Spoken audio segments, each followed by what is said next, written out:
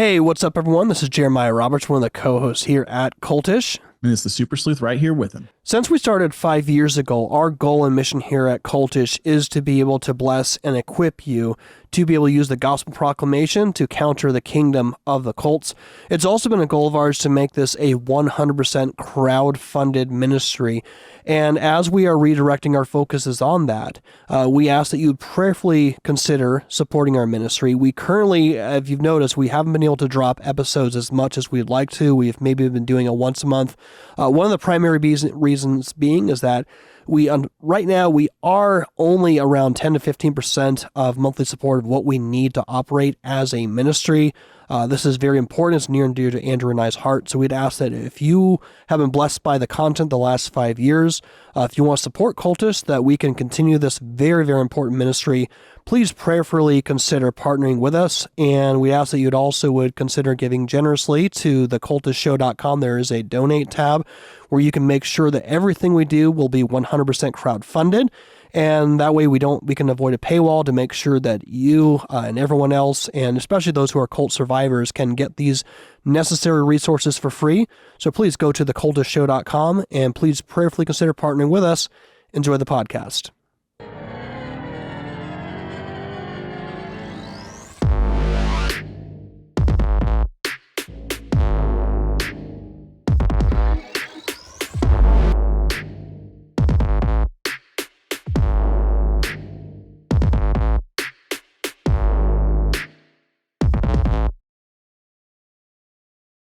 Welcome back, everybody, to Cultish with our Deep Dive Under the Banner of Heaven series. This is episode 10.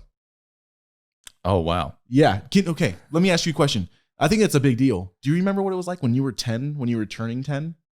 Yeah, barely. That was a very long time ago. Thank you for reminding me. Well, that's kind of how I feel today, right? Like we just hit the double digits on this deep dive series. Like, remember when we were talking about this before we even started doing the research, and we were like, oh, this is going to be like a 10 or 11 part series. Yeah. I think it's going to be like a 20 part to 25 part series. I think we've got at least, this is either a half or a third of what we're going to do, which is good news for all you fine people at home. Absolutely. Yeah. So thank you so much for watching this, guys. We couldn't do this without you. And we're going to continue. In the last few episodes, we discussed some history from New York into Kirtland, Ohio. Mm-hmm.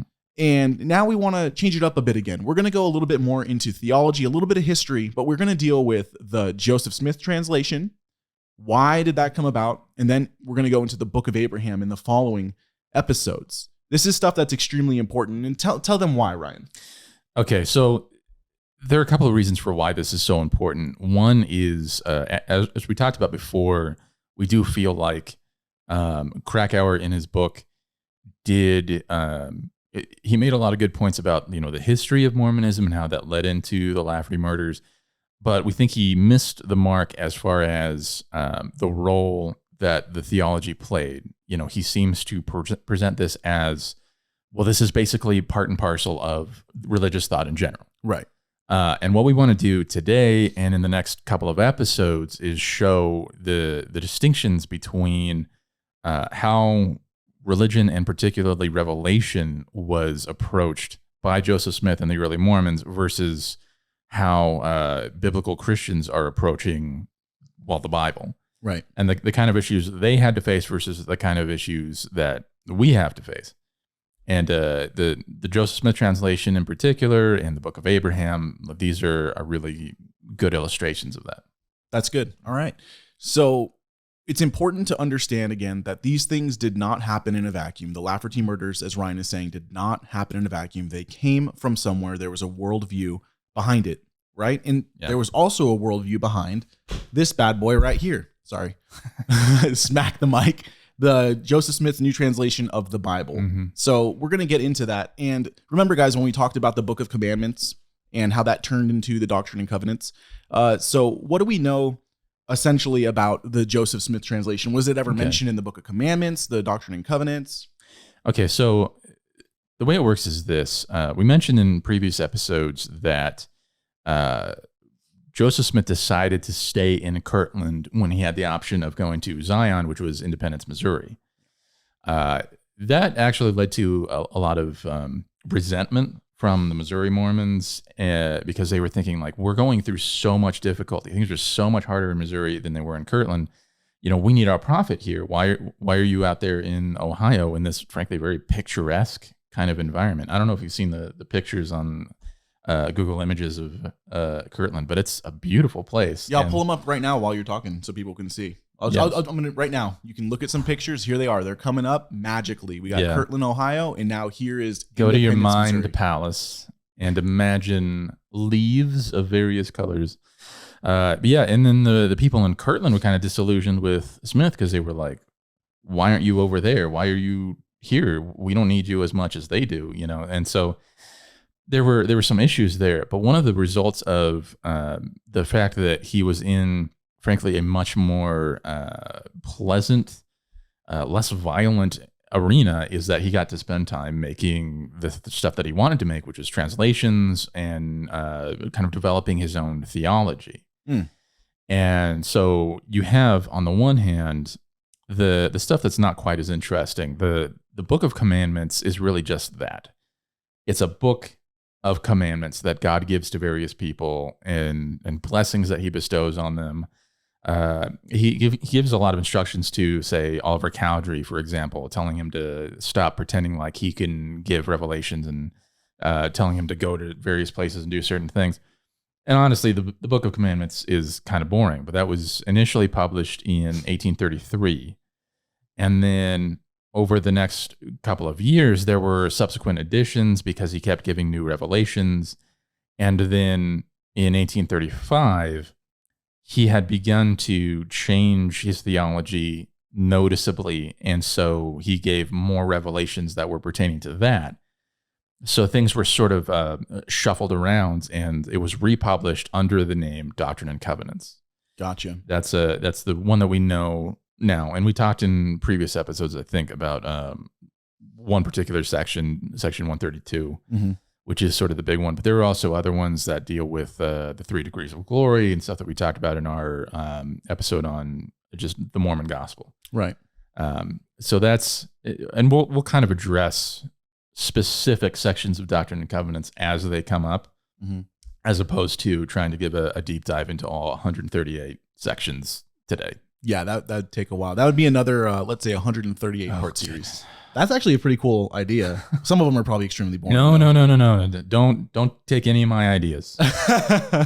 Okay, so Joseph Smith, then, he has a revelation, right? Which kind of makes sense, talking about the Joseph Smith translation. If the Bible is missing plain and precious parts, well, then I guess we need to rewrite the Bible. Yeah. If God has a prophet on earth, then let's make sure that the Bible that we have contains all that the Bible should have. So what happens there, Ryan? What's the year that Joseph has this revelation? So this starts right away.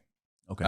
The first section, the first chapter of the new Joseph Smith translation was originally written in his journal in June of 1830. Oh, wow. So April, I believe, 12th or 13th, maybe I'm getting the dates wrong, but one of those was the institution of the Latter-day Saints or the Church of Christ. Their so about first 3 service. months later. Wow, 3 months later. Okay. And this is something I think he was thinking about doing for a while. And this was just the first opportunity he had to do it, because his first time sitting down, he wrote the whole chapter. This wasn't a piecemeal. Well, I mean, it was if you divide up the chapters, but like he sat down and he made this whole brick of text. I kind of think that he was thinking about this for a while. And that would make sense because he was connected with a guy named Alexander Campbell, which we talked about previously. Mm-hmm. And there's a theory going around that maybe, we know that Alexander Campbell made his own revision of the New Testament. He was one of those guys that thought, he was so convinced of his own views that he figured, well, the Bible must just have been mistranslated. And to be fair, there were mistakes in the King James translations, but they just weren't huge.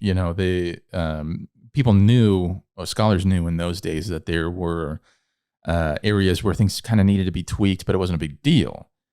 Campbell was like, well, it is a big deal because this King James Version seems to be teaching Calvinism. Oh, okay. And he was not a big fan of that whatsoever. And so he went about in the 1820s the process of taking other modern translations, usually ones that were made by specific scholars, which is just as a general rule, if you find a translation that's made by like one scholar. Yeah, it's not a good idea. I don't say this very often. Committees are best.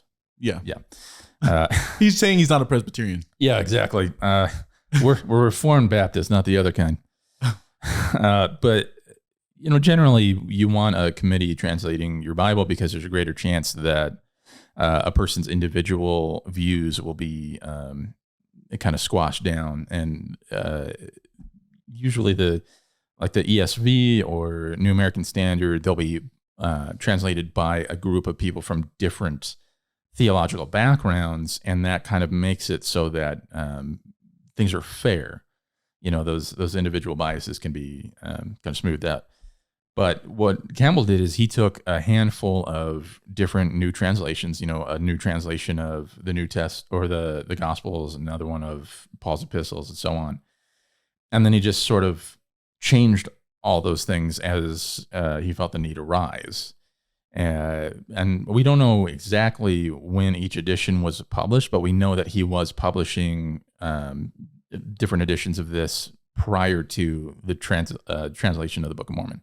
Wow. So do we know people from the modern Church of Christ who are the offshoot of the Campbellites? Do they read this translation that Alexander Campbell was doing? Or is this kind of just something that was his fringe history? I kind of doubt it. Okay. Because the offshoots are so loosely connected.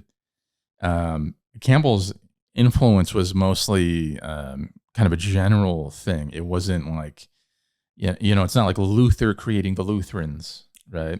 Right. Well, I mean, like Church of Christ, they have specific doctrines, right? Like they do. Baptism in Jesus' name only. Also, pretty much, I would say, if I remember correctly, full-blown Pelagianism, born tabula rasa with the blank slate. Alexander Campbell was very influenced by the rationalism and empiricism debates of his time. And both of those views, which are very different from one another, but they both center around the idea that you, as a person with an intellect, can figure out basically anything. Okay, it's just a matter of whether it's by observing the observable universe or pure rationality. Right. But one way or another, like your brain is capable of understanding pretty much anything. And so that's why he was very much against Calvinism, because Calvinism has as its one of its central ideas the fact that you cannot come to faith in Christ unless he grants you that faith. Absolutely. So you can use your brain as much as you want, but your brain is damaged by sin. Right. Like, so kind of like when we're all brain damaged. Yeah. Like Roman 1 states essentially that we have a general revelation in front of us. We have the ability for empiricism in terms of knowledge that we can gather from the material realm. Even empiricism in itself has rational concepts as numbers. You can't show me a 1. You can't. Yeah. It's a thought. So empiricism in itself appeals to a priori subjects, which are things that are not of this material realm. But what the Bible states is, though you can do those things, they actually condemn you when you deny the Lord and Savior Jesus Christ. Because you can't claim that you didn't know. Exactly, because you cannot claim that you didn't know. But the Bible clearly demonstrates that we're sinners and we're tainted, so we don't have the ability to reason from man to God in a pure way without his special revelation. And that's kind of the difference between the general revelation and special revelation. And we see it in the incarnation of Jesus Christ. All are without excuse because God had now taken on human flesh, which is actually amazing. Yeah, and that's the kind of stuff that Campbell just wasn't down with. Right. He wasn't down with Romans 1. No, he didn't like that at all. And that's so, funny. He makes this revision. And remember from previous episodes, Joseph Smith is basically 2 degrees of separation away from Campbell. Yes. He knew Sidney Rigdon, who had been very close with Alexander. And so I think there are people going around saying, well, maybe he basically based the Joseph Smith translation off of the Campbell revision.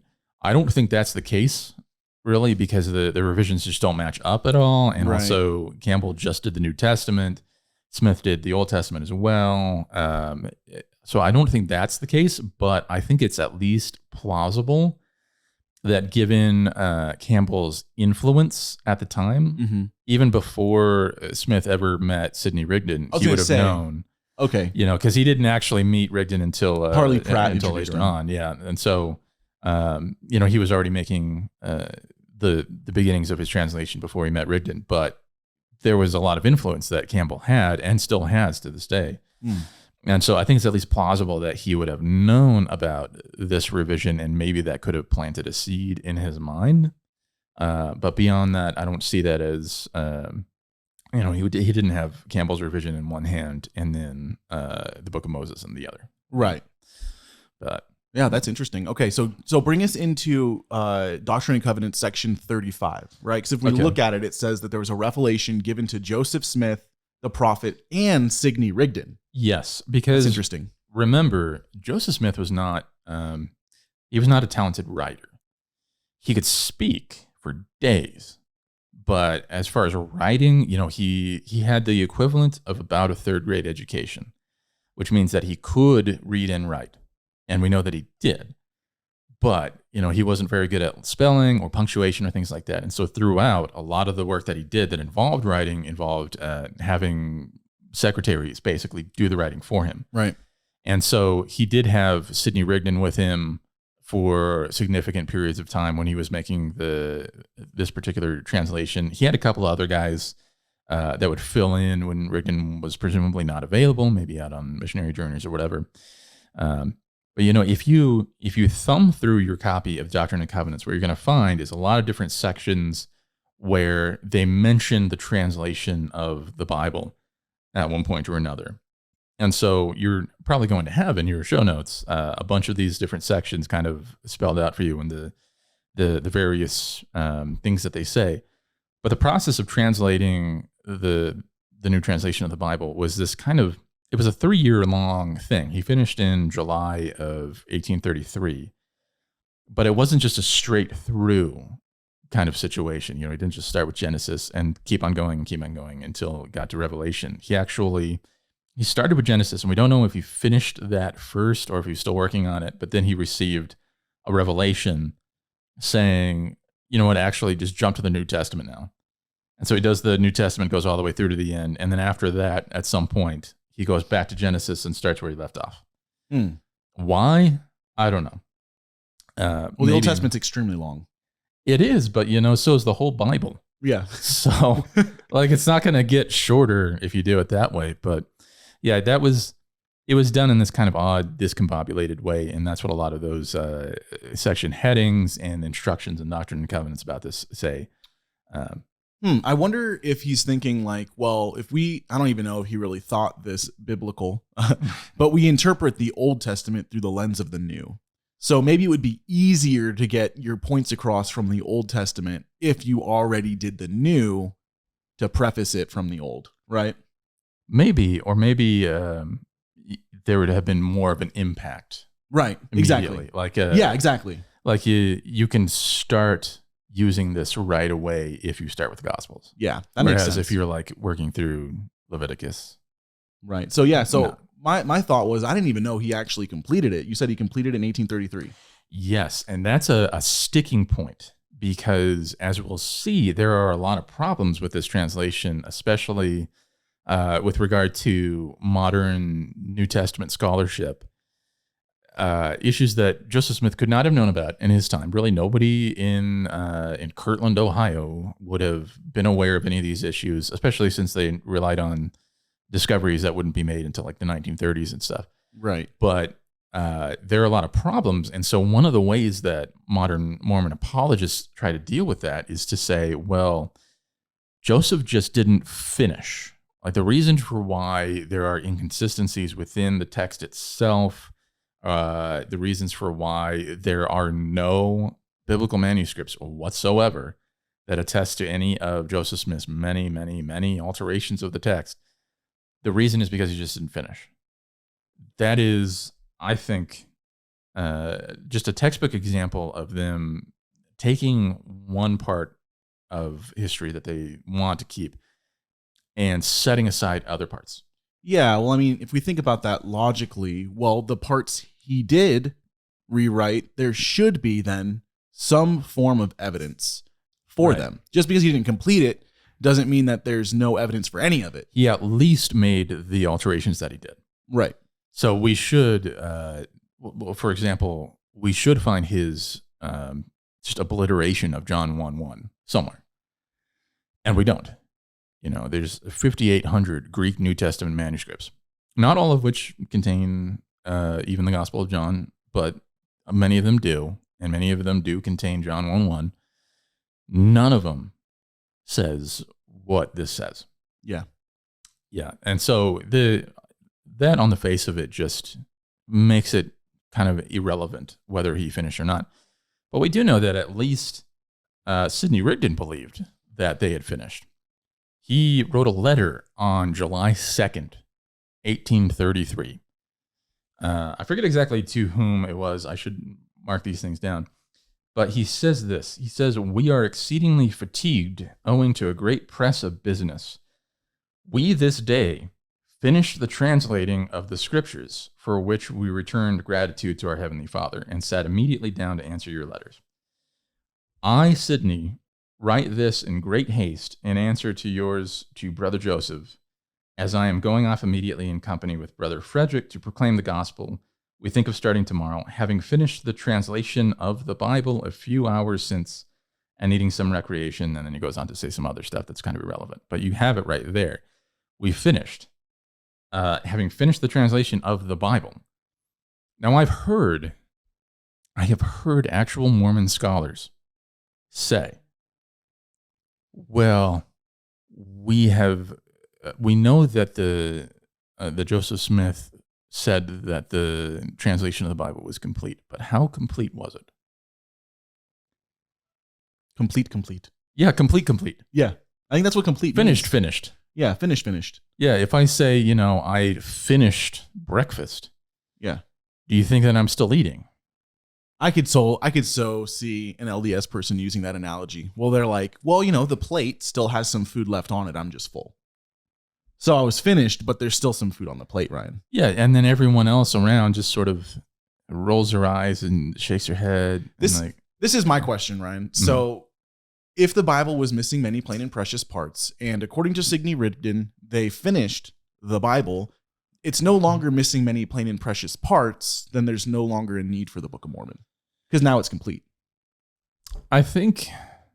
Does that make sense? To me, the concept that used to be conveyed in the introduction to the Book of Mormon was the Book of Mormon contains, as does the Bible, the fullness of the everlasting gospel. That phrase, as does the Bible, is no longer there because they changed that. I think we brought that up when we talked about the Book of Mormon last time, but for the longest time, that's what it said. Mm. And I think that sort of makes the Book of Mormon irrelevant. If the Bible does in fact contain the fullness of the everlasting gospel, the fullness, then why would we need more revelation? Fullness, I think, is a fairly simple term. I'm not a great reader, but I think I understand what that word means. Yeah. Yeah, it's very interesting to me that the things that just don't make sense. But what we got to understand too is the people that are underneath Joseph Smith's control during this time, like, how are they thinking? Right? They've heard that there was a young man that was demons were exorcised from him, that there's supposedly miracles taking place after some of these general conferences. There's hands that are being healed, even though we know historically the hand was not healed. No. But I'm sure there's people who believe that they were actually healed. So what they're hearing, without this, modern textual criticism of the day, at least being easily known, because we have the internet, we have the access to information so much easier than these people did. I would probably say 1 to the 1,000,000th scientific notation. That's how much easier we can get information today versus how they could get information then. But they're believing this man. You know what I mean? Like their soul is on the line. Information is controlled. Their emotions are controlled. Their thoughts are controlled, and even their behavior is controlled by Joseph Smith. So they're going to just be excited and read something like this. Even Sidney Rigdon, right? Yeah. And actually, there was a portion of the book of Moses called the book of Enoch, which was part of the process of converting Sidney Rigdon, because he had received the written down manuscript of the book of Enoch, and he was just enthralled by the possibility that there could be more Bible and that he could be involved in the process of bringing that out. But as we will see, that isn't necessarily a good thing, and it wasn't really the truth. But I think one of the major issues here is that during this time, there was really no way for anyone to corroborate or confirm a lot of the historical claims that Joseph Smith was making. You know, how do you, as an 1830s New York farmer, confirm any of the historical claims of the Book of Mormon? There's not a lot that you can use. I mean, there's a local library, which we did know that there was a library in Palmyra. But other than that, if they don't have the relevant books on this, you're not going to find out. And so for a long time in Mormonism, there was this attitude of expectation. Someday scholarship will catch up and we will find confirmation of all of these different scriptural texts. What has actually happened, unfortunately for them, is we have actually done that. We have proceeded in terms of our scholarship, and that has not confirmed any of their claims, but has rather denied them. And so up until a certain point, there was a lot of really boldness on the part of Mormon scholars and really Mormons in general. They're like, oh yeah, we're going to find out. We can do New World archaeology because we're going to find stuff that confirms the Book of Mormon stories. And they did the New World archaeology, and they didn't find anything. Right. The same kind of thing is true with the Joseph Smith translation. You know, we did find a huge cache of New Testament papyri back in the 1930s that went back to maybe 100 or 200 years after the original autographs were written. That's extremely early. Yeah. And there was no attestation of any of Joseph Smith's revisions. We also found the Dead Sea Scrolls. Those deny all of his revisions. Yeah, and that's hundreds of years prior. Oh, yeah. That was, in some cases, 100 years prior to the birth of Christ. Right. Did Joseph, in the Joseph Smith translation, change sections of Isaiah? Oh, boy, did he. And were those in the Dead Sea Scrolls? No, they weren't. Okay. Uh-huh. Yeah. So I was kind of surprised when we started talking about the Book of Mormon that we didn't end up saying a whole lot about the story itself. But that was because the story is so boring and irrelevant. And so, you know, it became about the specific issues that are brought up, the theology that's represented there, the inconsistencies, the little peccadillos is a fancy word for that. That was 5 episodes ago. Oh, that was so long. You guys don't have any idea. That was like 3 weeks ago for us. So. Right.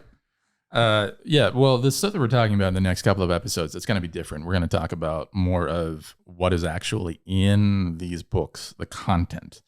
And the reason I bring that up is because, like you said, Joseph made a number of interesting additions to Isaiah because he loves that book for some reason. Well, I mean, who doesn't? But like, by far, Isaiah is the most commonly quoted biblical book in the Book of Mormon. Half of 2nd Nephi is Isaiah. That's not an exaggeration. And so he does the same kind of thing with the Joseph Smith translation, especially Isaiah chapter 29, because this is a passage that a lot of Mormons view as being a prophecy about the coming of the Book of Mormon, and specifically the whole Charles Anton situation. Right.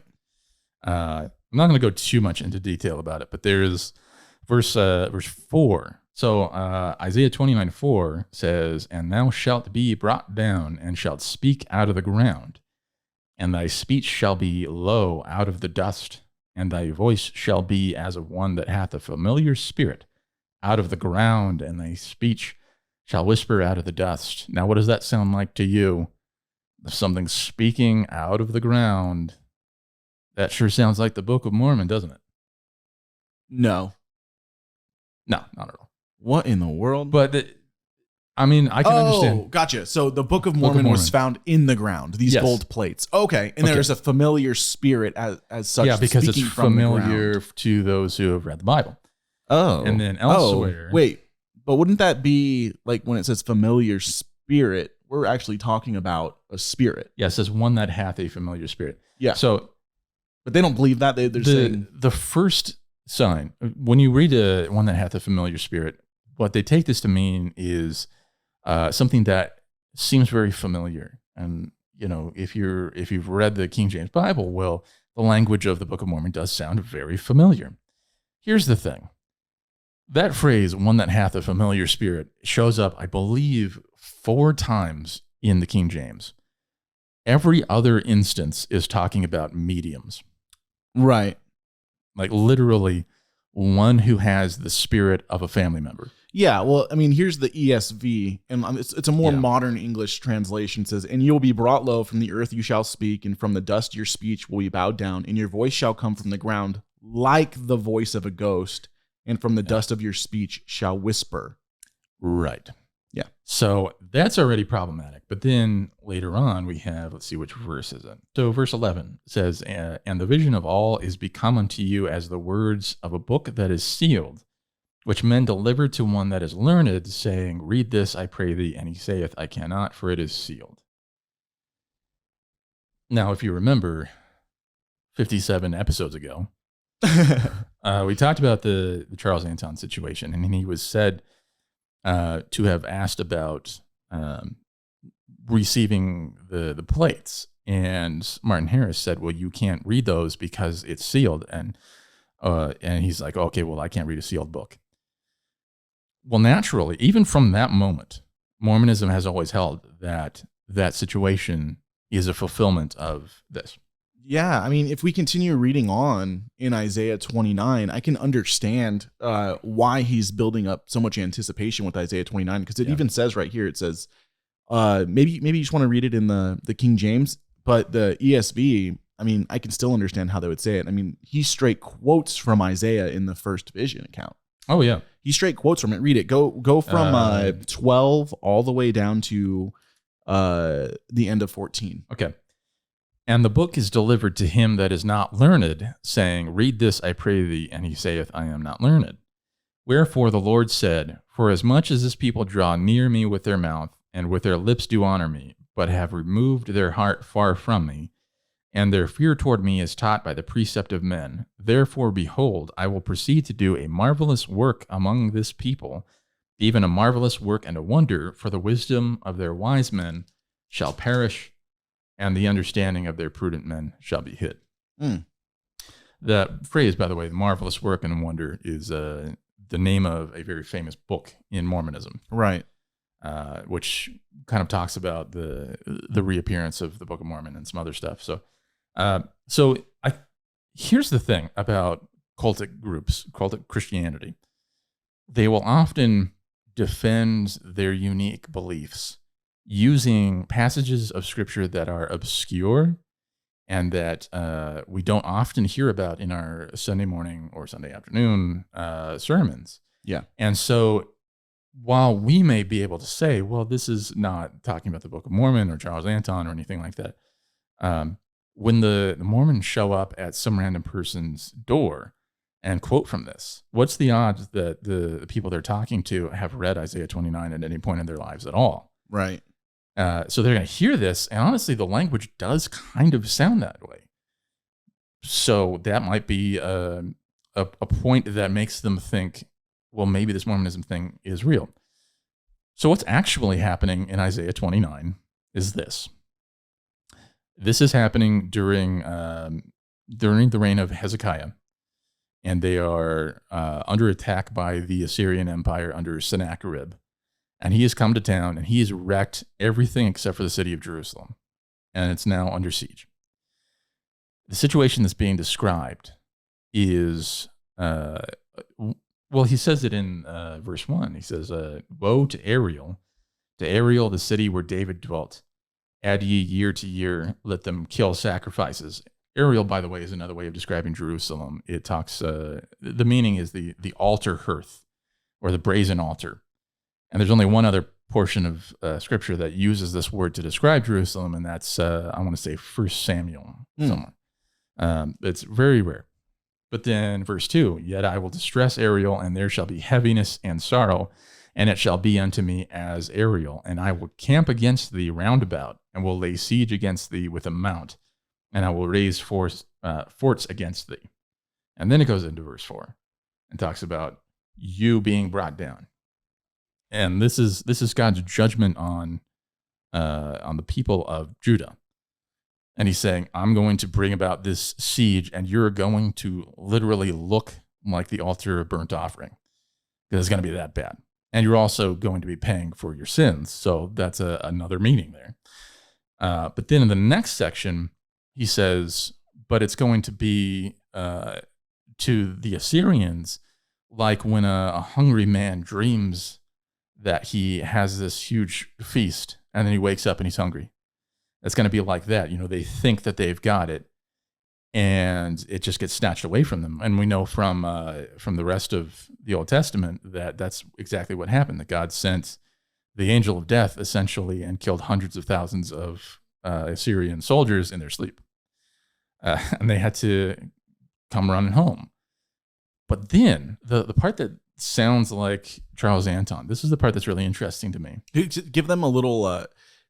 Charles Anton was a man who was brought a manuscript by Martin Harris saying, hey, please verify this reformed, quote unquote, Egyptian, I don't want to say hieroglyphics, but symbols, and it's not words. Yeah, just a little pictures. Scrap of paper that has random figures that were supposedly copied down from the plates that Joseph Smith translated into the Book of Mormon. Yeah. And he was like, this is ridiculous. This is random pieces of other languages. This sort of looks like a Greek letter, but it's like sideways and stuff like that. Yeah.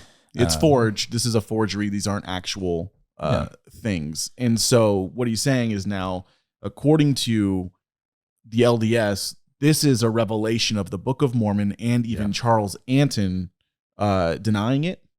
Yeah. Okay. So the part that sounds like it's talking about Charles Anton, what God is saying here is he's kind of summarizing, he kind of takes the previous revelation, and he bundles this up, and he says, okay, now here's what I'm going to do. Since you guys are so arrogant as to think that you know what I'm going to do, I am literally going to tell you exactly what's going to happen, and I'm going to prevent you from being able to understand it. That's why there's more to Isaiah 29 that comes after verse 14. And that's the kind of the substance of it. Like, I'm going to keep this hidden from you, even though it's in your plain sight. Like, you can literally read this book, and I'm going to prevent you from understanding what's in it until after everything has come to pass. And then I'm going to open your eyes, and you will see that I predicted this way before it ever happened. And then I went against all of your stupid visions and whatever that you just made up yourself. And you're going to know who the real God is here. Oh, wow. That's one of the reasons why I love this chapter. Like, this is a great, great chapter. And it has absolutely nothing to do with Mormonism. It's completely unrelated whatsoever. And it's so much greater than what Mormons have made it out to be. Yeah. So the reason for why we bring this all out in connection with the Joseph Smith translation is because Joseph Smith, obviously, loving this passage, loving the book of Isaiah as far as he understood it, he decided to really drive home the point that this is about bringing Mormonism into the world and bringing the Book of Mormon. He added, I don't even know how many verses. You're going to see it in the show notes. It's this huge passage.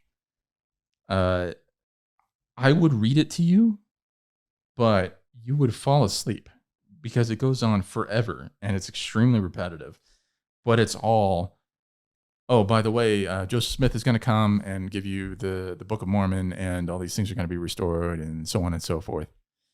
I mean, it's content that we've heard elsewhere, but I mean, he just shoves it in here and completely breaks the flow of thought, obliterates that. So all the stuff that we talked about just a minute ago, that can't really be right now because we have this huge detour that's just spelling out for you the whole, first couple of years of Mormonism. Wow.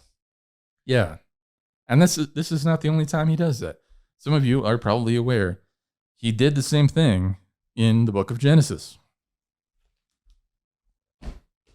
Sorry, I'm just going to pull out Isaiah 29 in this real quick. So we can just 'cause I wanna show see you. it. Let's see. Go ahead and get to your Okay. Genesis section while I'm looking at this. Maybe I will. Yeah, Genesis 50, he does the same thing. He's talking about, it's the section where the Genesis Joseph, the one who is the great grandchild of Abraham or whatever, he's giving blessings to each of his children, and the other, everybody else. And he says that, one is going to come from my loins. He uses the phrase fruit of my loins over and over and over again. It's super weird. But he's talking about Joseph Smith. And this is from verse 24 on. Again, I'm not going to read it because, my goodness, my voice is going to go out anyway. Yeah. It talks about like Moses too and some other things. And it's just, none of this flows. None of this actually seems to fit in the text. Yeah. It's absolutely insane. Like as I'm just show the camera how much new stuff there is. So this is a side-by-side comparison of the King James and the Joseph Smith translation. King James over here, inspired over here. All right. I was looking through here up to verse 10. It seems to be normal. No, every single one of these is already changed. But usually in like minuscule ways. Yeah, in the inspired version. But here we go. Let's go. After verse 10, look at all of this. This is blank in the King James Version. This is where it was missing many plain and precious parts, of course. And here's some of these plain and precious parts that are not very plain. They're extremely wordy over here on the left, where it's not in the Bible. Left inspired version continuing on to verse 24 from verse 10. And here we go. We've got some of 11 in there and 12 in there. So there's 22 extra verses so far inserted into the inspired version from Joseph Smith. And then we go into 25. Yeah. And then from there, it looks like he starts continuing again, going up to verse 20. So his writing style, by the way, is very unique and it stands out amongst the things that he's trying to revise. And so if you try to just read through Isaiah 29 or Genesis 50 with his revisions in there, it really stands out that like this is not written by the same person that wrote the rest of it. Right. Yeah. Obviously, it's not written as Isaiah. Yeah. It's just it's hard for me not to notice that. Wow. Yeah. There's some pretty weird language in here. If I go ahead, guys, just Google it and go ahead and compare the two and see how absolutely insane this is. Mm-hmm. It kind of blows your mind. And like what Ryan's saying is he's kind of speaking so much that he's creating a noose to hang himself with. That is part and parcel of the ministry of Joseph Smith. He cannot stop giving new revelations to bolster his own views. He's doing this constantly. They have church newspapers, and they've had them since the very beginning. As soon as they had a printer, they were doing this, and the church newspapers were constantly giving new revelations, new.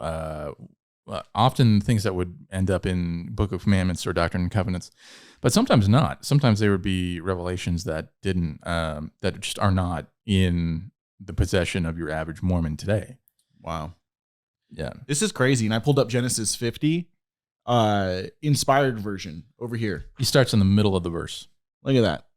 All of that stuff. Whereas here's the King James version, inspired version, all of this stuff. King James Version, blank. It's all additions. This is absolutely insane. And it's all predicting stuff that Joseph Smith would have known about. Right. Like the arrival of Moses, his own ministry. It even mentions the fact that prophet who would come, who would restore all these things, that his name would be Joseph and his dad's name would be Joseph.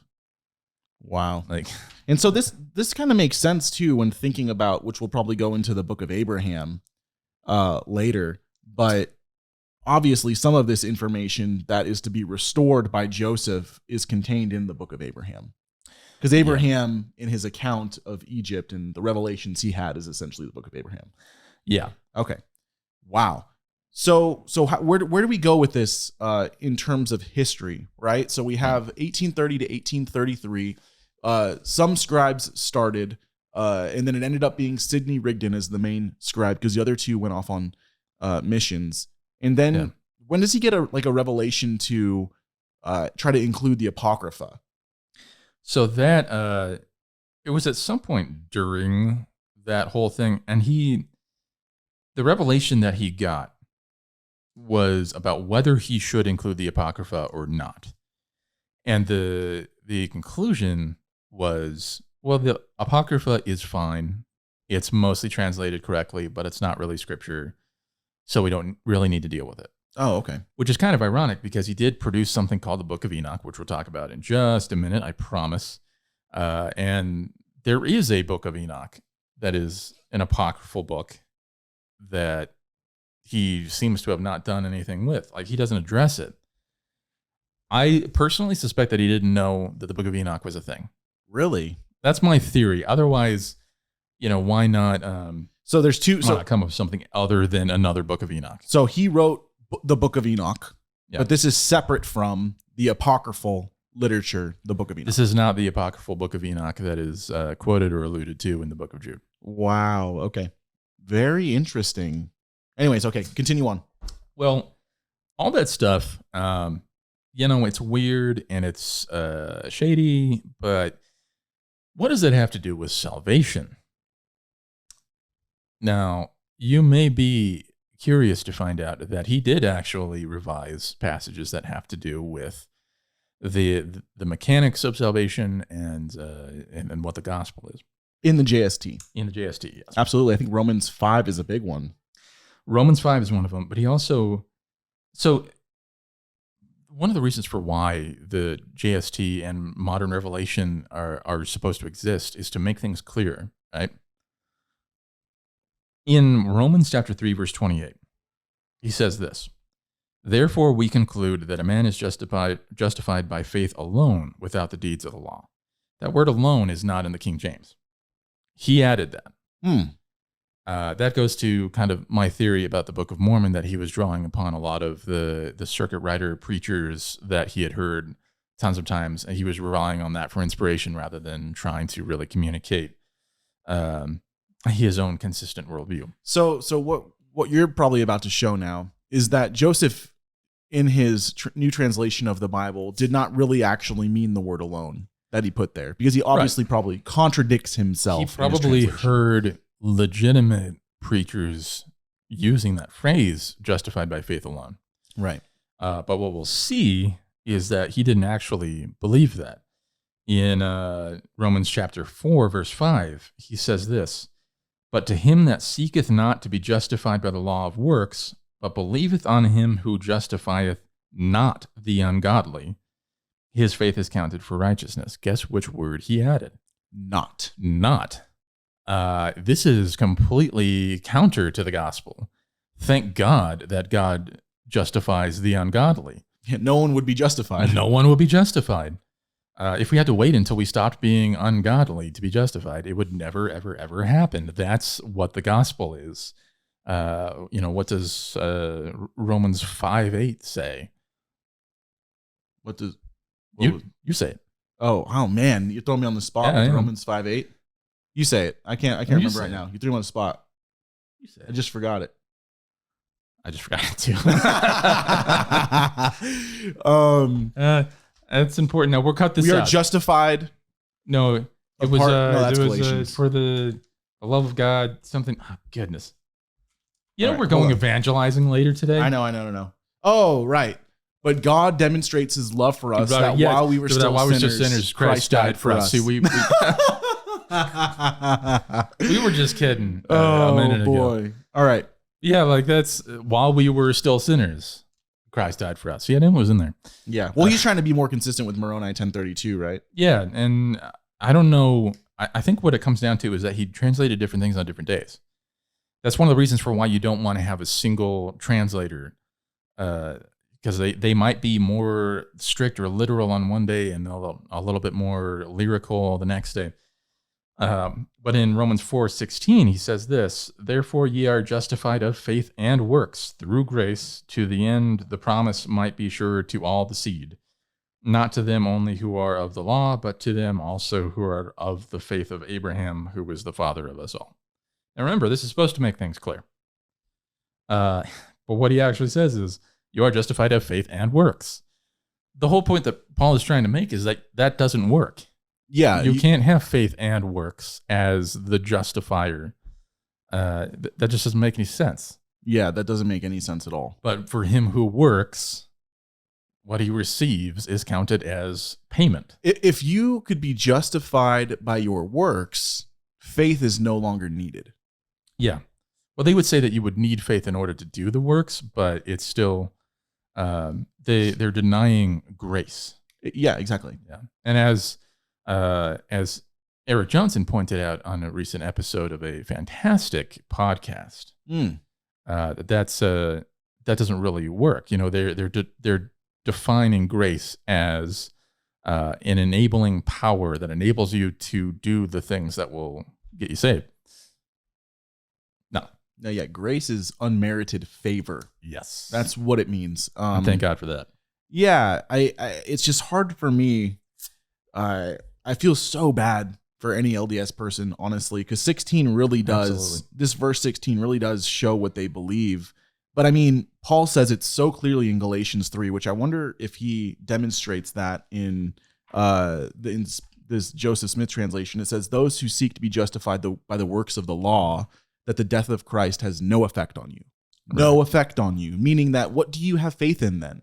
You obviously don't have faith in the true and living God. You're having faith in something that is other, a faith that is a dead faith, a faith that is trying to work for something that it could never achieve. That's the point. The death of Christ has no effect on you because you don't know him. Right. I'm sorry, but Paul doesn't contradict himself in Romans and then in Galatians. It just doesn't work that way. Does he handle Galatians at all? I believe he does, but it's again very inconsistent. He misses all sorts of things that are relevant. You already passed it. Yeah. I swear we've seen Bibles before. Yeah. Let's see. There it is. All right, cool. So Galatians, let's see, chapter 3.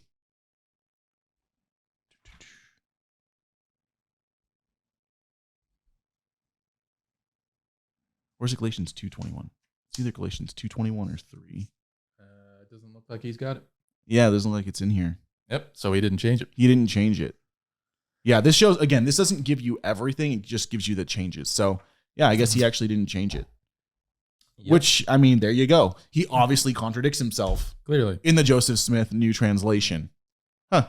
As if that wasn't bad enough. Okay. Let's talk about the doctrine of God. Now, I didn't want to thumb through the whole thing and just pick out everything that I found, but I did go through a little bit of John. And as we were talking about before the show, the Joseph Smith translation just obliterates John 1:1. The way that it reads in the Joseph Smith translation says, "In the beginning was the gospel preached through the Son, and the gospel was the Word, and the Word was with the Son, and the Son was with God, and the Son was God." Remember, this is making it more clear. Now, I think this, again, testifies to the idea that he translated different parts on different days, because he clearly says here that the gospel is the Word. And so what we should understand going forward is that when it gets to the part where it says, "And the Word was made flesh," that we should be talking about the gospel being made flesh. Yeah, this makes sense. But what he actually says in verse 16 is, "For in the beginning was the Word, even the Son, who was made flesh and sent to us by the will of the Father. And as many as believe on his name shall receive of his fullness, and of his fullness have all we received, even immortality and eternal life through his grace. So now the word is the Son. And I got to think maybe he translated verse 1 on a Monday and then verse 16 on a Tuesday. Yeah. Otherwise, like, that's just confusing. Like, what is the word to then? It reminds me literally of that meme of the guy from It's Always Sunny in Philadelphia with like the circles and like the conspiracy plot like behind him. Yeah. Or that one blonde lady going like, like that with the weird math equations. I'm just not seeing it. Like you said, it's supposed to make it more clear, but in the beginning was the gospel. The gospel was with the word, and the word. What are you talking about? John wrote this so simply that it's constructed in the way to show that Jesus Christ is the eternal God. And this is all kind of fresh in our minds because our pastor's going through the Gospel of John right now, and we've just finished the prologue. And one of the things I was thinking of when he was talking was the prologue of John is probably the single most carefully worded passage in all of the Bible. Absolutely. Because when you start getting into the Greek, he's very, very specific, especially his use of the word ein, meaning was, just a very, very specific. And Joseph just comes in like a train and smashes it. Yeah. And now it's just a mess. I mean, I don't even know. Is it heretical? I think it sounds like it, but like, I don't even really understand what he's trying to say. And that happens a lot. I complained to Andrew before this about having to read Mormon scriptures. And I'm like, from now on, I'm charging by the word. You'd be a very rich man because Joseph wrote a lot. It's rough. And one of the reasons for why I dislike reading Mormon scripture so much is because it's so difficult to determine what I'm even being asked to believe. Wow. That's, I think, more true about the Joseph Smith translation than any other portion of Mormon scripture. Like when we get to the book of Abraham, you know what he's telling you. If you think about it, that's a good tactic too for a cult leader, is to confuse your people because they're going to think that they can't really understand it truly without you. Because if you've got a text that's perfectly done and you can understand the word or understand God perfectly through a revelation, then you no longer need the prophet. You don't need him anymore. So like confusion to the cult leader is something that they bank on because they're needed more. They're needed more. And I'm not saying that he wrote this just to confuse people. No. But what I'm saying is he knew when he wrote this that he was not translating the Greek manuscripts. Obviously, he's reading the King James Version Bible and he's trying to make his own thought processes from that. And that's not how translating even works. Yeah, and to be clear, the church does affirm this to this day, that what he was doing was not taking a copy of the scriptures in their original languages and then translating them the way that we would think. What he did was he took a copy of the King James Bible that he bought from E.B. Grandin, who was the guy that did that printed the Book of Mormon. So he bought this in 1829, which is one reason for why I think that he was planning this ahead of time. And he had it open, and then he would have like a piece of parchment or whatever, and he would pray over the passage and ask God to give him insight into what this originally meant. And that's one of the ways that Mormon apologists will kind of try and get out of this, is they'll say, this isn't a literal translation. This is a spiritual translation. And so he was kind of getting the sense for what this is supposed to mean. Yeah. So it's like, okay, well, the Bible then is a literal translation. Yes, there's some versions that are thought for thought paraphrase, but for the most part, a Bible that you study, a Bible that you're learning from, is a literal translation of the Bible. The people who looked at the Greek manuscripts or Hebrew and some Aramaic do not put their hand over it and say, now, what did this, what is being trying to be portrayed here? No, the Lord gave us faculties to actually be able to translate something within the context, the time which it was written, all of these things. The Lord, by his grace, has enabled us to be able to do something like that. I think just even saying that he put his hand over it and prayed to get a meaning, already to me according to the way we have our Yeah. our modern Bible today, it just shows that it's not something from God. Like, And to at be all. fair, Joseph Smith is not the only person that has done this. Right. There's a name and a particular translation that comes to mind immediately, and I'm thinking of Brian Simmons and the Passion Translation. Oh, okay, yeah. Which, if you're a Mike Winger fan, you've heard of both of those things, and this is essentially the same concept. He'll claim otherwise, but it's the same basic idea. He even says that an angel told him that the angel's name is Passion, that told him that he should make this translation, but he doesn't know the original languages. And the stuff that he says about the original languages just is absolute, utter nonsense. And this is basically what he's doing. You know, he's praying over these passages and looking for spiritual insight or whatever. And it just so happens that his translation coincides with what he already believes. Right. Yeah. The heart is deceitful above all things, desperately sick. Yeah. Who can know it? If you want to know more about that, go to Mike Winger's channel. He knows he's got all sorts of scholars and stuff lined up. It's good stuff. That's a great plug. I'm proud of you. I should have had the mug. I know, right? Oh, dude, yeah, check it out. Mike Winger actually sent me this. That's Mike Winger's cute. face. I would never send you a mug. I hope the next one he makes, it's my face next to his face. That'd be cool. You just draw that in. Yeah, just draw it in. You know, I have no idea what I'm doing. It wouldn't be super if weird. I at did all. that, it would be a physical representation of the JST, because I would just Right. ruin this original mug here. You would be able to tell that it was not actually part of this mug. Yeah. In any case, there are a number of passages that are left untouched, as you mentioned. And I think this is relevant to the question of how to evangelize.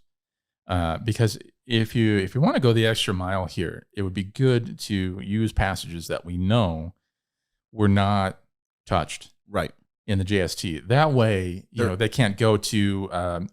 Normally, the way that this is published is they publish the Bible and they'll have footnotes for certain passages, because the copyright for the JST is owned by the Reorganized Church of Jesus Christ of Latter-day Saints, Right. Okay. otherwise known as the Community of Christ. We'll talk a little bit more about what that all is about much later on, but that is an offshoot of Mormonism, and it's the offshoot that Emma Smith went to, and so she kind of took the copyright with her because it was never actually printed during Joseph Smith's lifetime. There it is too. So here's the Book of Mormon, KJV, Romans chapter 4, and down here in the footnotes, it actually refers to the JST. Yeah. It says 4:2a, JST Romans 4, 2 through 5, appendix. Wow. Dang. So since they don't have the copyright, they still find a way around it. So it's kind of like they're saying, hey, go ahead and read that. They though. have actually published editions of the Joseph Smith translation through the Mormon Church that have selections. I think they recently did one that was like 700 revisions, and they worked together on that. But as far as like the full version, only the Reorganized Church actually has that. And so, that's why we say it's in the footnotes. But if you want to evangelize to Mormons, it's helpful to use verses that we know are not addressed in those revisions. You mentioned before a number of times, and this is something that we should all have in our back pocket. Deuteronomy 13 and 18 give us two different tests for how to test a prophet. In Deuteronomy 18, it says, if the person claims to speak in the name of Yahweh, but Yeah. speaks presumptuously, and the thing does not come to pass. Things does not come to pass. Then what you do is you reject that prophet. You don't reject just the particular prophecy. You reject that prophet. What are you looking? I'm looking on eBay for an RLDS JST. I just turn over and I just see shoes. I'm just wondering if they actually have the Holy Scriptures inspired Joseph Smith translation of the Bible, 1971 RLDS, $69. Every once in a while, you can find one at Pioneer Book. Oh, really? Yeah, Maybe we'll check that out tonight. I think so. We should go a little bit early Hmm. if we can, because they close at 7. Oh, they close at 7. That's why I usually get there early. Oh, okay. But yeah, so in Deuteronomy 13, it also says, if somebody does predict something and it comes to pass, or does all kinds of signs and wonders, if they teach you to follow false gods, which is to follow false doctrine, then you are again to reject that prophet. And this is something I think we've talked about before on the show. But these two chapters, I think chapter 18 does have a couple of revisions, but not in that section.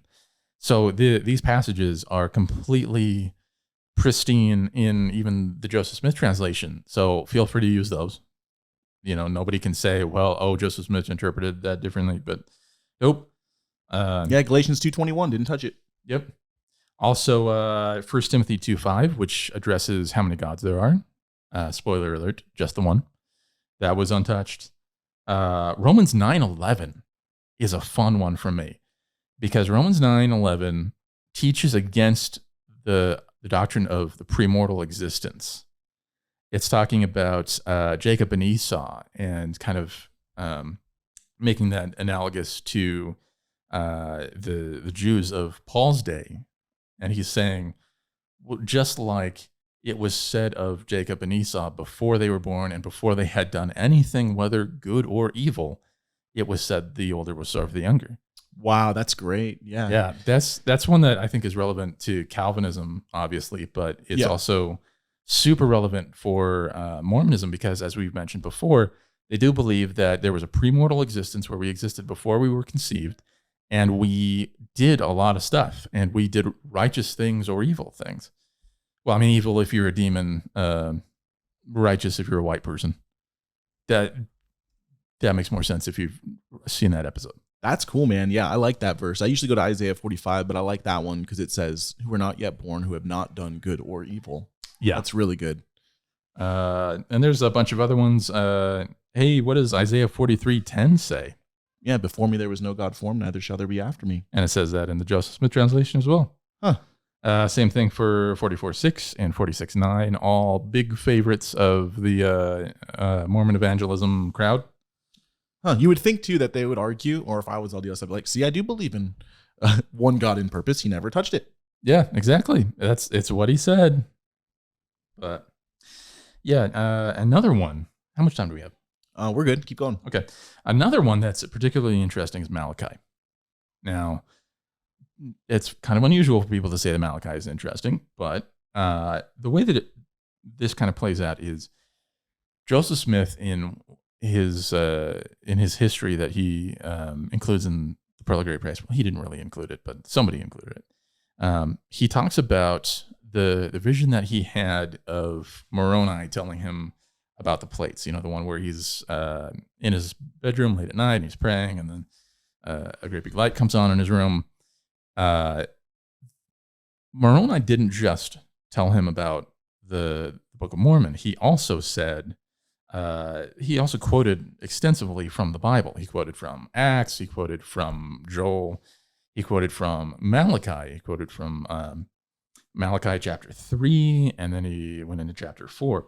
And so in Joseph Smith history, chapter 1, verses 36 through 39, he says this: after telling me these things, he, that is Moroni, commenced quoting the prophecies of the Old Testament. He first quoted part of the 3rd chapter of Malachi, and he quoted also the 4th or last chapter of the same prophecy, though with a little variation from the way it reads in our Bibles. Instead of quoting the first verse as it reads in our books, he quoted it thus: for behold, the day cometh that shall burn as an oven, and all the proud, yea, and all that do wickedly shall burn as stubble. For they that come shall burn them, saith the Lord of hosts, and it shall leave them neither root nor branch. And again he quoted the 5th verse thus: behold, I will reveal unto you the priesthood by the hand of Elijah the prophet, before the coming of the great and dreadful day of the Lord. He also quoted the next verse differently: and he shall plant in the hearts of the children the promises made to the fathers, and the hearts of the children shall turn to their fathers. If it were not so, the whole earth would be utterly wasted at its coming. Now, if you know your church nativity stuff, you know that this stuff that he said about Elijah is changed. Because according to this, it's not Elijah that is, or the spirit of Elijah which comes. It's the priesthood that Elijah will give. Are you looking for the book of Malachi in the Joseph Smith translation? Yeah, I mean, if Moroni is quoting him the correct version, shouldn't it be in the Joseph Smith translation? You would think so, but it's not there. He did not touch the book of Malachi.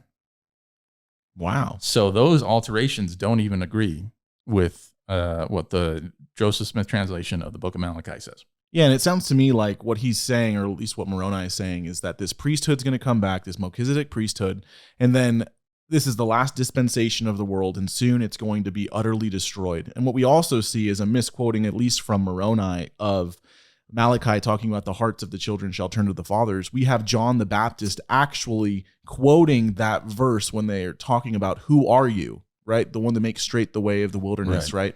Oh man, the Bible already deals with that. And does he change that though in the Gospels? I didn't think to check.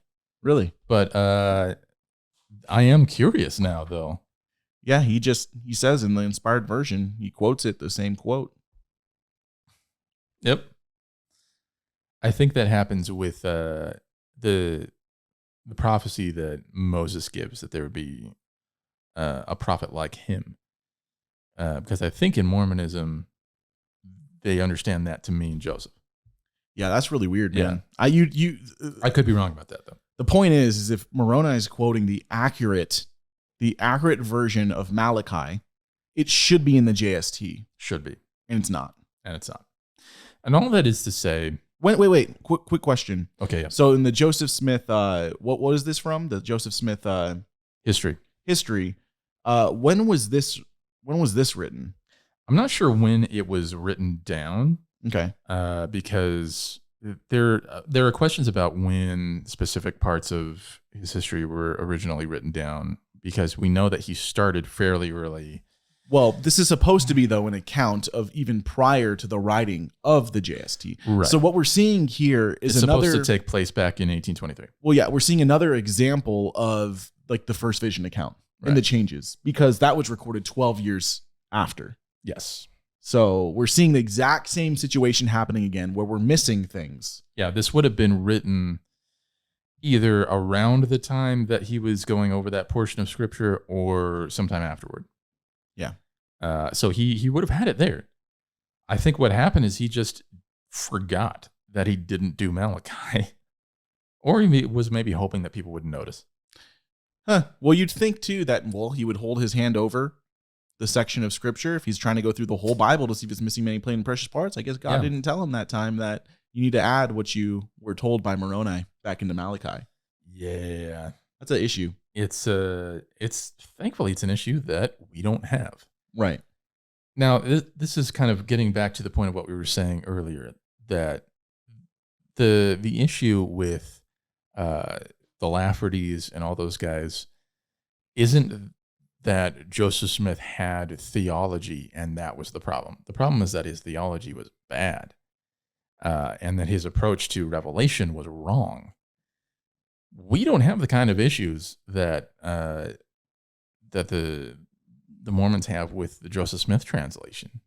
We have obviously differences between, say, the ESV or the New American Standard or whatever, but we understand those to be fallible translations made the way that ordinary translations would be of any other book. We see God's hand in preserving all of this, and we recognize both that the original autographs were inspired, inerrant, and infallible, and also that God was very directly involved with the process of transmitting that to us, so that now, even though we may quibble over whether whether this specific word should be in this tense or that tense, we can teach the same doctrines out of the New Revised Standard Version that we could out of the King James, out of the ESV, out of all these different things. And it's really the rarity that we have the Passion or the New World Translation, or things that are frankly abysmal translations. Like those are extremely rare. We don't have to, and if we have questions over whether this particular translation is accurate or not, we can go to the original languages and test that. So unlike the Lafferty brothers, who get lost in their spirit of confusion and in whatever is going on in their lives at that time, how do they know what's right or wrong? They just follow what they feel. And they're told from the day that they first even start considering Mormonism that the Bible is not sufficient. Every single Christian cult Every one of them has this in common, that they will deny in one way or another the sufficiency of Scripture.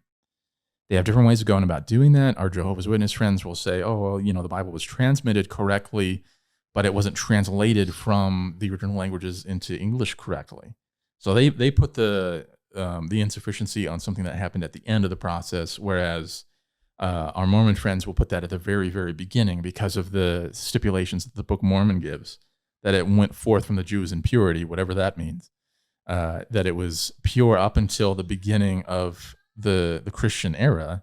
And then because of all of the textual criticism that has that has advanced so much over the last 100 years, we know that they didn't have the option of saying, well, the Bible was changed in 1357 by scribes and stuff like that. No, it had to happen right at the beginning.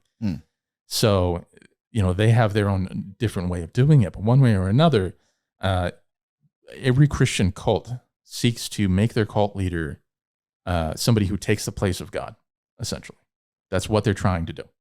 Mm-hmm. They want that power over people. They want the authority to just say something and have it be considered the absolute, unvarnished, unchallengeable truth. Wow. That's why instead of Joseph just giving people orders and stuff, he made the Book of Commandments in the first place. Exactly. Yeah. God Emma says that you need to go over there. Can't disagree with me here, Emma. Yeah, God you might tells lose you your not. salvation if you don't move. Yeah. Okay. So historically, we have Joseph Smith in Kirtland when he finishes the Joseph Smith translation. Does it get published by anyone at this time, or how do the people have access to the Joseph Smith new translation of the Bible? They kept trying to get this printed. Their first attempt was in 1833, right after it was finished. They tried to have it printed in Missouri. But because of the violence that was happening there, their print shop got burnt down. See, there's proof again, just like what Sidney Rigdon said was actually true. He said it was completed. Yeah. They tried to publish it. They sent it to the printers. If it wasn't supposedly completed, why would they ever send it to the printers? Yeah. So Joseph Smith authorized to send this to the printers. Oh, yeah. And of course, that shows up in Doctrine and Covenants. There were revelations involved with that too. But there was another revelation, I think, that said they were to build a new print shop in Kirtland. That never came to pass. One of the reasons for why we do believe that this work was supposedly finished, they did ship it off to the printers, and they did it repeatedly.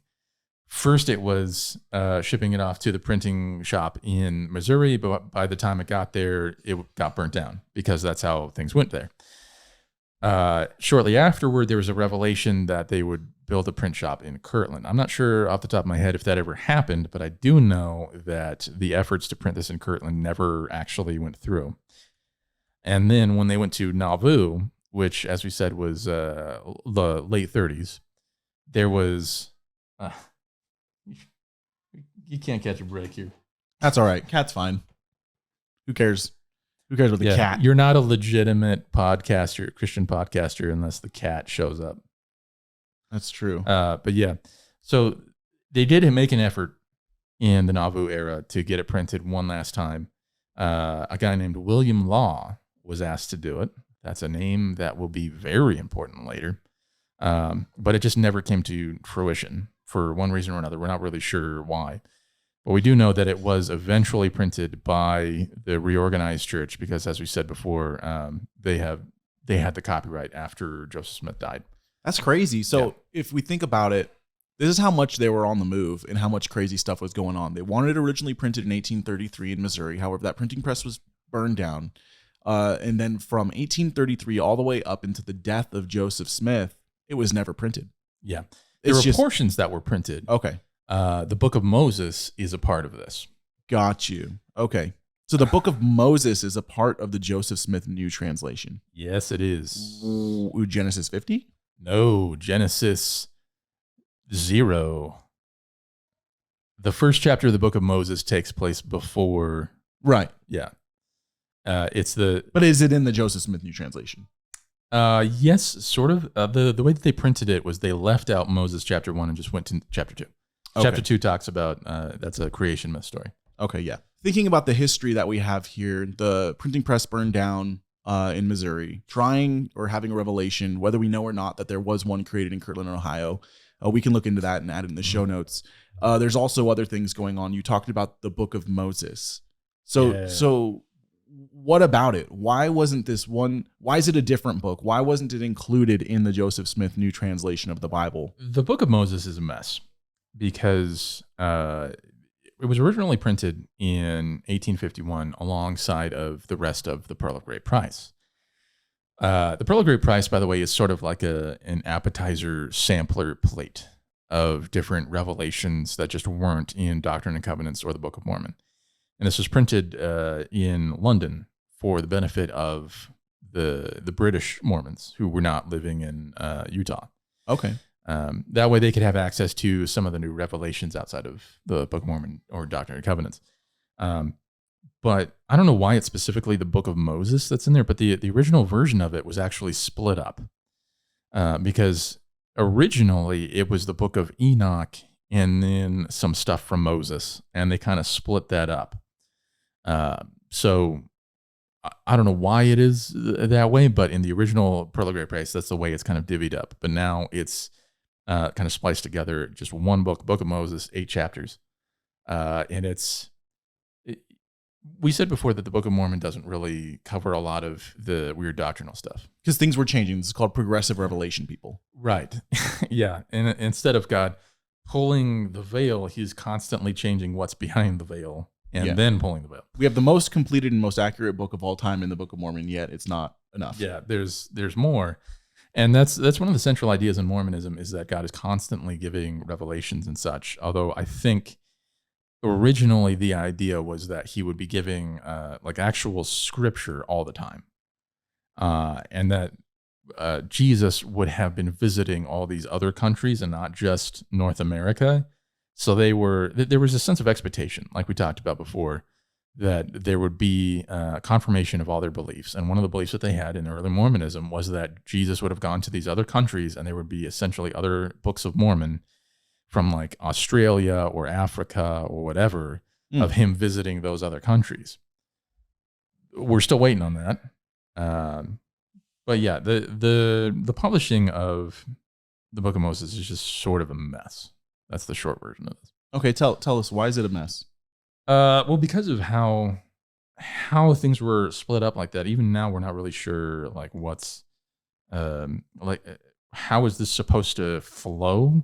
It doesn't really make a lot of sense. And then when you separate it out of the Joseph Smith translation, because the Book of Moses is supposed to be the first 7 chapters of Genesis, and that's I can show you here. Genesis is at the beginning, right? No. No, it's later. Where is it at? Yeah, so there's a lot of stuff. This is the Cain and Abel story, and there's a lot of all this kind of stuff that's added in, and that's all from the Book of Moses. The way that this story supposedly goes, in the chapter 1, Moses has a vision of the earth, and he has this confrontation with Satan, which is this epic kind of clash. Satan says, "Go worship me," and Moses is like, "No, I'll never worship you." And it's a very melodramatic thing, but at least it's interesting. At least there's that. Chapter 2, they have the creation story that's being retold from a different perspective now. Yeah, now, this isn't the one that you have in the Book of Abraham. This is just a kind of a rehashing of it, like a paraphrase almost. Yeah. Then we have the chapter on the fall, and that's chapter 4 / Genesis 3. It gets kind of offset. The fall is an interesting one in Mormonism. I think we touched on this a little bit before. But in Mormonism, the fall has to happen in order for children to be born. To be fruitful and multiply. Right. Because Christian cults have a tendency to have really weird sexual views. And I think there's this undercurrent throughout Mormon theology that sex is inherently evil in some way, shape, or form. So sin has to exist in order for procreation to happen. That would make sense. That's why they have garments covering their sexual organs, right. Or marking them at least. Yeah, marking them. I have garments that cover my sexual organs as well. That's but theirs different. Mark them. That is absolutely not making it into the episode. It's weird now. Anyways, so there is something interesting though about the creation story and the story of the fall. Moses doesn't mention there being any other gods. In fact, there's a portion in chapter 1 where he explicitly says there is no other God but one. Really, in the book of Moses. In the book of Moses, God is saying there are no other gods besides me.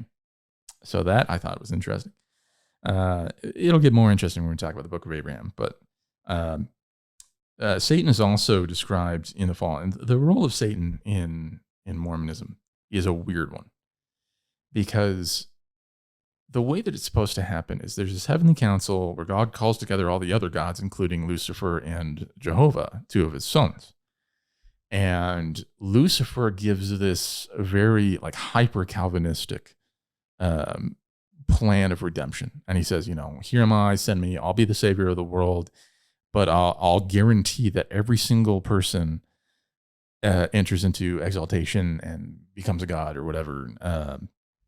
But I'll do that by taking away their free will. Right. And then Jehovah comes in and says, not my will, but thine be done.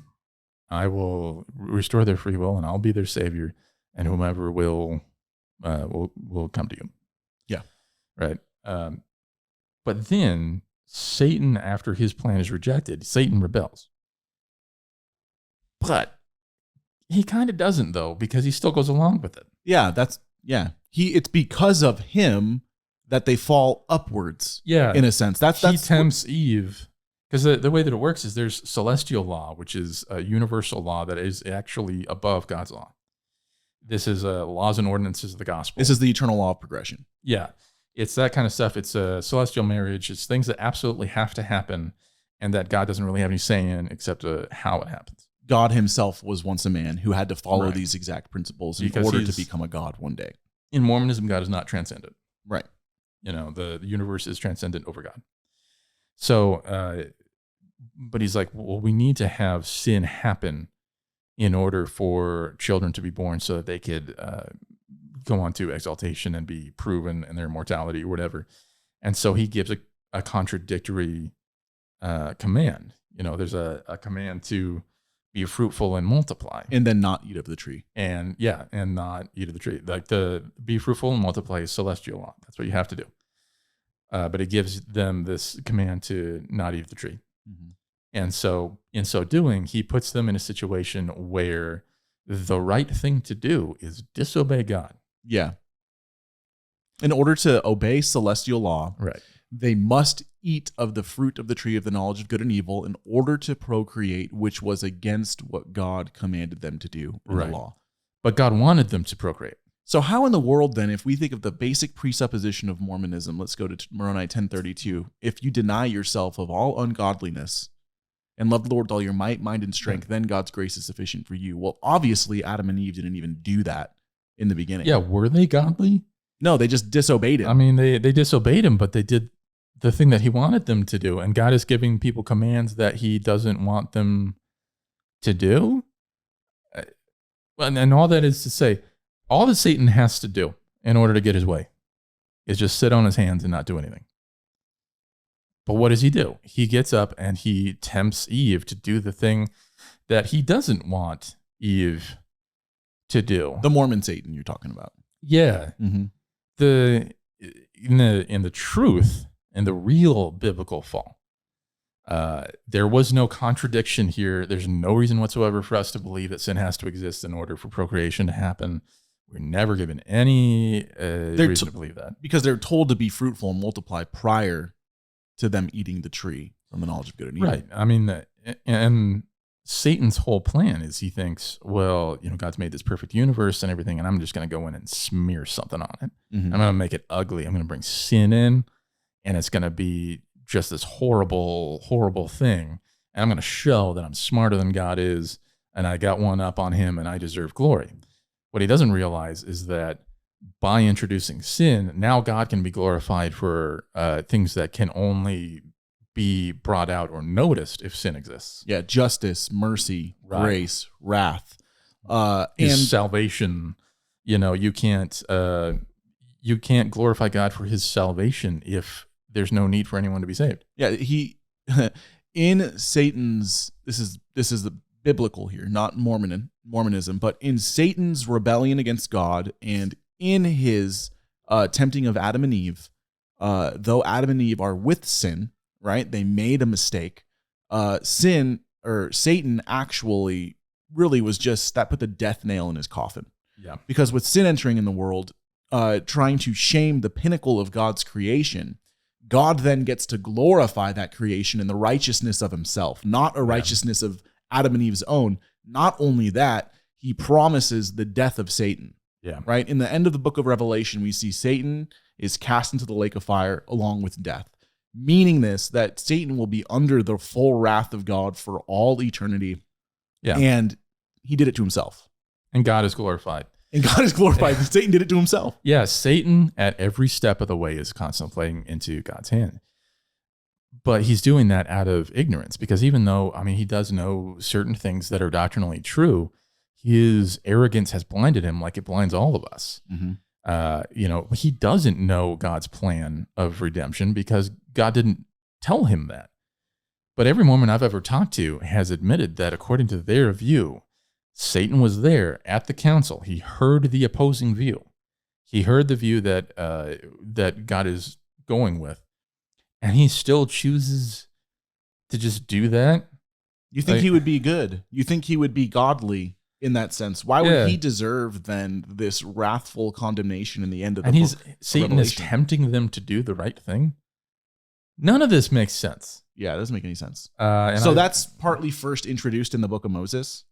Yeah, that's you're already starting to have problems with this retelling.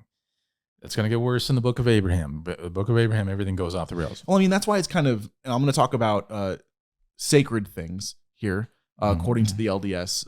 That's why in the temple endowment ceremonies, like Satan is in it. Yes, there's a play that happens in their endowment ceremonies, and it used to be a play. Now it's like a video, I think. But they used to have actors come in and portray certain roles, and one of them was Satan. Yeah, and he's literally in their theology. This is what Ryan's trying to say. When Satan pops out, it's almost like he's a good guy. Yeah, it's like he's a good guy, man. Yeah, because up until the time that he has this heavenly council, he kind of is like he's not distinct from anyone else. And I believe even in the play, he is portrayed with some form of priesthood. Like he comes out dressed in a specific way that represents a priesthood that only Lucifer had, which is extremely odd. It's bizarre. And also in the book of Moses, I think it's worth noting that Satan is very overt in this. He just goes out and says, "Worship me," and he's like, it's like he's screaming and just being really obvious in his intentions. I don't see that in the actual real biblical Satan. Like he's very he's subtle. Here, let me give you guys an example. In the temple endowment ceremony, because it's going to sound wild to you guys when I say that Satan has a priesthood, and many people may even go, "Wow, that's probably not true. You're probably misrepresenting Mormon beliefs." No, it's a bunch of baloney. Satan replied in their temple endowment ceremony because Adam asks him about his apron. Lucifer replies, "It is an emblem of my power in priesthoods." It is an emblem of my power in priesthoods. So what's just so odd, though, is the fact that this figure, according to all human history, that even if you are this dualist mentality, there's this evil that is evil that is evil that you do not want to be in leagues with. But in Mormonism, this evil is such a good thing. Yeah, and there's a sense, to be fair, in which it is good that sin exists because of what we talked about before. That we it does this. Make it so that God is glorified for things other than just his brilliance or his aesthetic prowess. But he's he's going to be glorified now in his justice and his mercy and his grace and all those kinds of things. But that's different from saying that Adam and Eve knew this and did what they did because they were righteous and wanted to do the right thing, or that Satan was aware of this and still contributed. That's all very, very different. It's about as convoluted as John 1 through like 4 in the JST version. It just makes absolutely no sense with respect. I genuinely do not understand how Mormons can say that their scripture makes things easier to understand. You know what's going to be fun? You know what we're going to do? Some side videos I want to make, Ryan. We're going to watch the endowment ceremony, and we're going to just give commentary to it. And we'll have them available because that'd be really fun to do. That sounds like fun. Cool. All right. If we ever have a day where I'm like, you know what? I don't want to do the research for this week. Let's just do that. Yeah, that sounds fun. But yeah, keep going. What else do you want people to know about the Book of Moses prior to us going into the Book of Abraham in the next episode?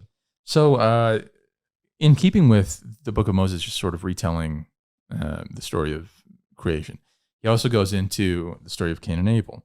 Now, I don't know if you guys were aware of this, but Cain was a Freemason. Okay. More or less. Right. There is a passage here, and this is Moses 5, verses 29 through 30. And it says, "And Satan said unto Cain, Swear unto me by thy throat, and if thou tell it, thou shalt die, and swear thy brethren by their heads, and by the living God, that they tell it not. For if they tell it, they shall surely die. And this, that thy father may not know it. And this day I will deliver thy brother Abel into thine hands. And Satan sware unto Cain that he would do according to his commands, and all these things were done in secret." There's a lot of secret stuff that happens in this chapter 5. And it's all very much in keeping with the anti-Mason sentiment of that day.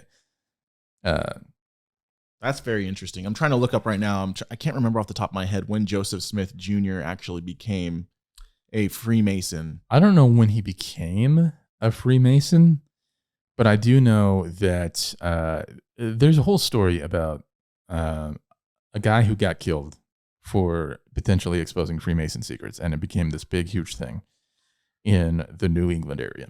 Interesting. So what I'm seeing here, at least according to Wikipedia, take that as accurate as you may, but supposedly in the 1840s, March 15th, 1842, Smith and several prominent Latter-day Saints became Freemasons and founded the Masonic Lodge in Nauvoo. So what's funny, though, is he's mentioning this even prior to 1842 in the Book of Moses about the rituals that were being done.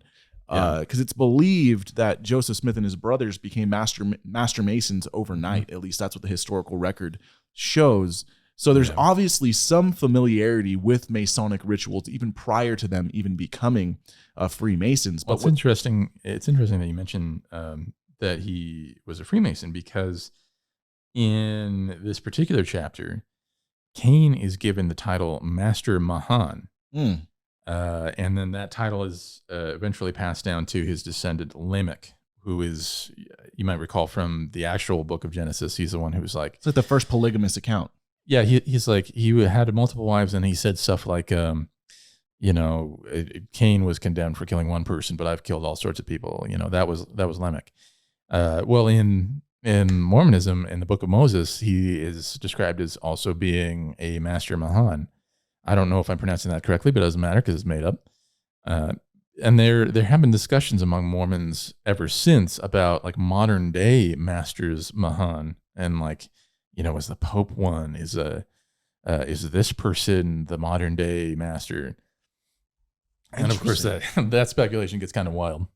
That's crazy. Okay, so Master Mahan M-A-H-A-N. Is kind of like a master mason in a sense, but it's formally known in the Latter-day Saint movement as Mahan instead of like master mason. So very similar types of things with secrets going on.